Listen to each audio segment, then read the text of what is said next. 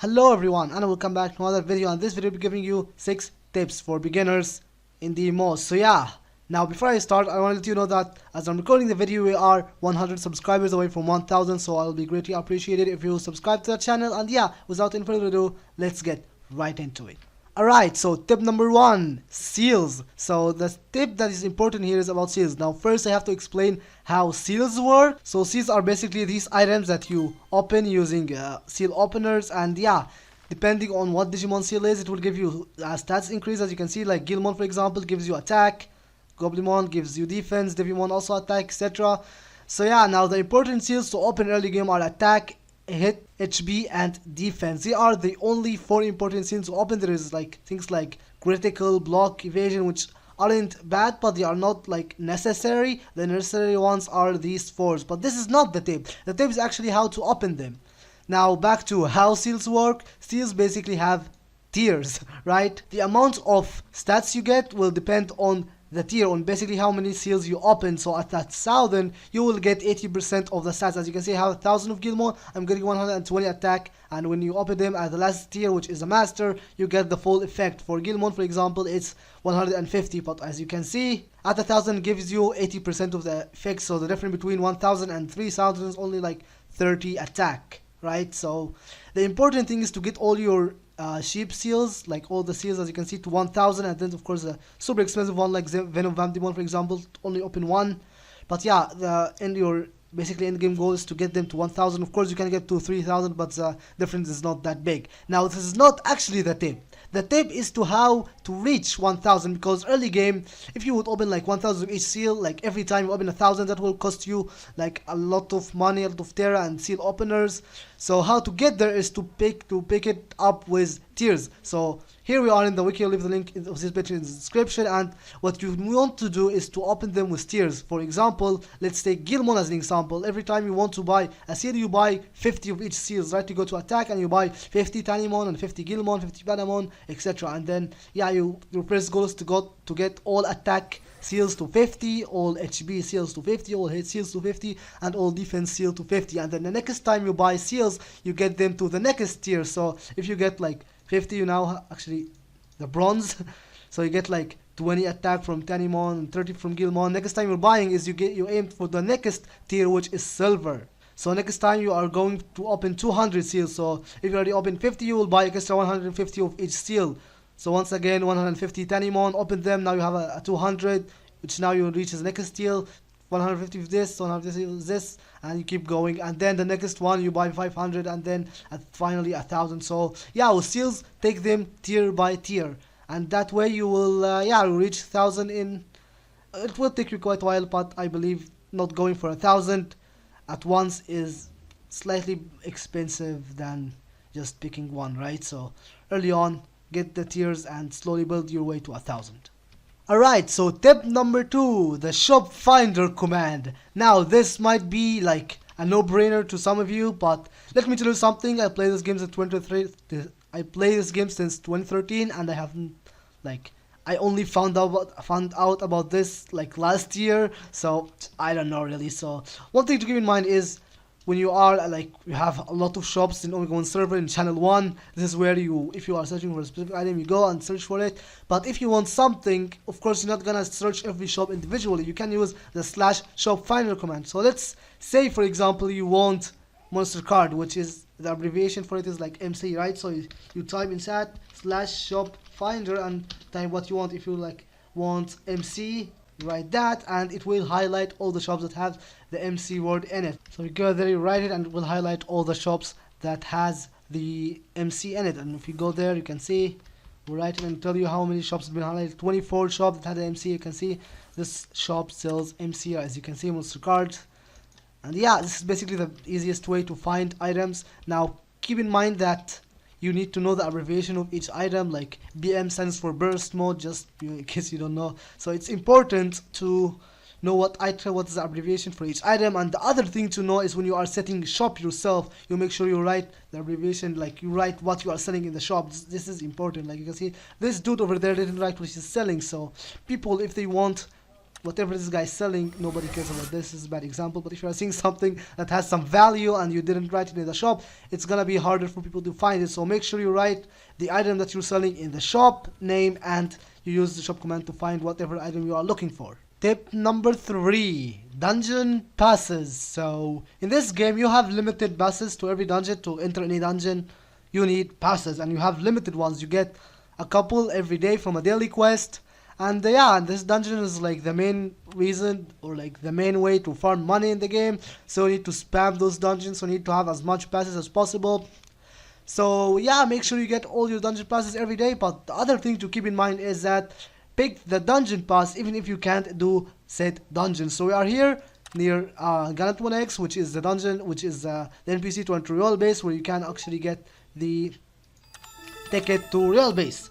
Now, even if you are early game, like this is beginner step, so if you are a beginner, you probably can't do Royal Base, right? You are not strong enough to do that dungeon. However, one thing to keep in mind that even if you can't do the dungeon, just make sure you go and do the daily quest and get the pass, because whenever you are stacked, when you have a strong Digimon and you can't do the dungeon, you will need these passes. So yeah, now to unlock Royal Base, you need to do all the main quests in the Verdandi terminal map, which you can enter when you have a level 99 plus Digimon. So early game, even if you can't do this dungeon, make sure you enter the map and you unlock it as soon as possible, and do the daily quest every day so you have as many passes as possible. So this is actually the same thing with other dungeons.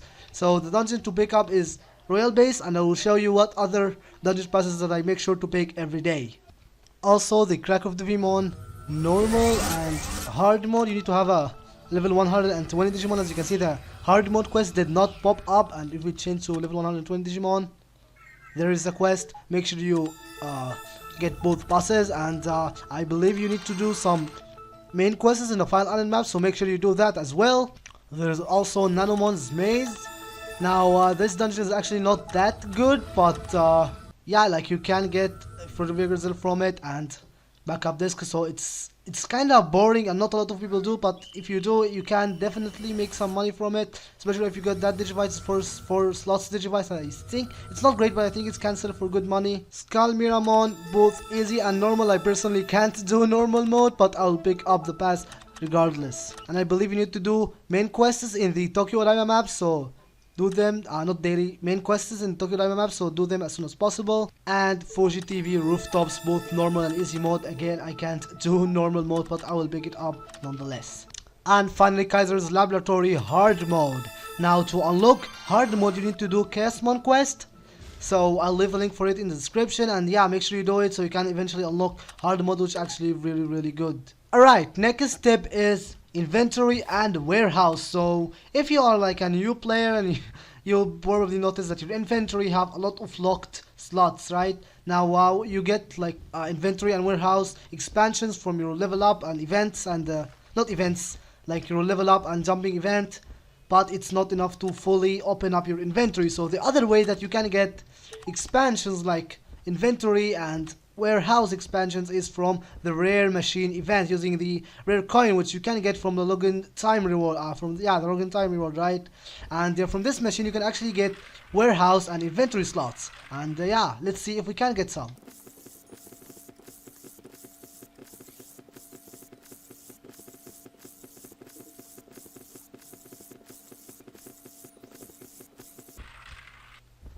Aha, there we go, got 5 warehouse expansions, and we have hosted like a little, like 14 I think, or maybe 16 rare coin, and yeah, I already got 5. Now this machine is not that useful, like it has mostly trash items. All the items that is kinda worth something is like the expansion, the Digiclone, and the option chain stone. But the big thing here is you can actually use 1 weekly Colosseum voucher to get 3 rare coin event. So if you like don't have your inventory and warehouse fully locked, this is where you can actually unlock it for free instead of buying it from player. Now I know this might not be the best way to use your vouchers, but if you can do Colosseum 40 every day, you'll eventually have more than you need, more than enough weekly vouchers. So yeah, this might be worth it. Now again, it's RNG, like you can't, like I wasted a couple and already got 5 warehouse expansions.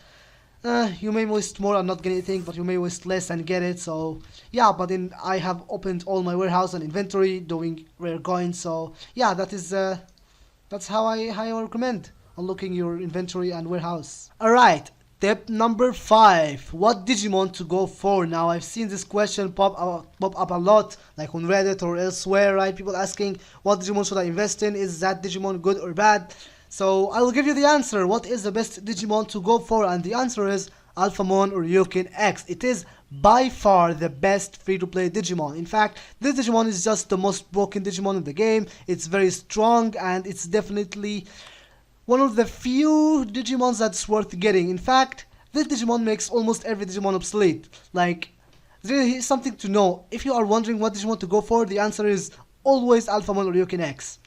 It is the best free-to-play Digimon by far. Unfortunately, no Digimon can compare. Like, if you ask if that Digimon worth it, ask yourself, is it Alphamon or Ryokin X? If the answer is yes, then it's worth it. If the answer is no, then it's not. Alphamon or Ryokin X is basically the standard Digimon. There is nothing better for it as a free-to-play Digimon or even a small spender. All the other options are for whales only or for filthy gamblers. Apologies, filthy gamblers in the watching. But yeah, now to get it, you need the X antibody factor beta, which you can get it from Gankumon dungeon. You get 2 tickets every day, and the X factor only drops on Saturday, actually Sundays, I believe. And we get it when you do the Gankumon dungeon on Sunday. You get loot box, which have a 1% chance of getting you the X factor for AOX. Now it's only 1%, but you know, you are guaranteed like at least, I don't know, 30 or 20 every week, so you'll eventually get it. And yeah, it is one of the few Digimons that's worth going for. The other is Omegamon Ultra S, which is not as good as AOX, but it is the second best option. So AOX and Omegamon Ultra S are the only 2 Digimons that's worth going for. Of course, that doesn't mean you should not go for other Digimons. Do it, but you know that the best Digimon is AOX. In my opinion, get AOX and then think of any other Digimon. It's not worth it to go for anything other than AOX at the moment. So yeah, keep that in mind. And the last tip here might be a little bit no-brainer, but the amount of times I have seen stupid questions is just too much. So I'll say it. Tip number 6, events. What does that mean? It means read the patch note.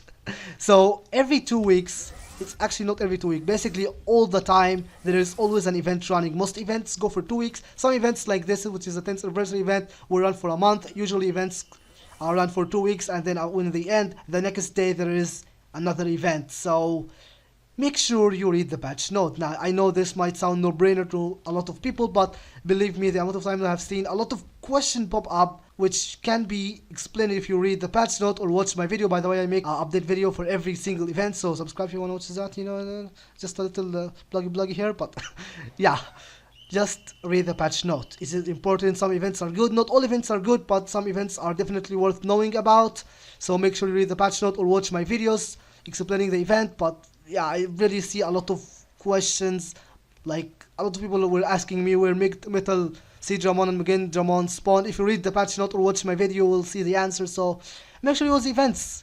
You know what's going on when the events end, etc. And mainly because of the ongoing event. If you have like missed the event and didn't know about it, you can see a known character bound Alphamon or Ryokin X beta item is from the event. If you like didn't know about the event, didn't bother reading it, you probably can't get it anymore. If you like missed a full day without doing any of the daily quests, you won't be able to get this anymore. So this is why it's important to read the events, know when they are ending, and what daily quests are worth doing, and what item you should go for, etc. Right? So make sure you either watch my video on the event or read the patch note. I know this might sound like a very obvious thing, but the amount of time that I've seen a lot of questions pop up about events that can be easily solved by simply reading the patch note is just too much.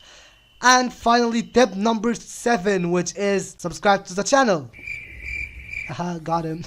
Okay, I'm kidding, but yeah, that's the 6 tips. Yeah, I make in my channel a lot of like guides and whatnot. I have like accessory guides and whatnot. So if you are interested, go subscribe to the channel. And yeah, with that, thank you very much for watching. Question, make sure you leave down in the comments, and I will make sure to read them. And yeah, with that, see you guys in the next video.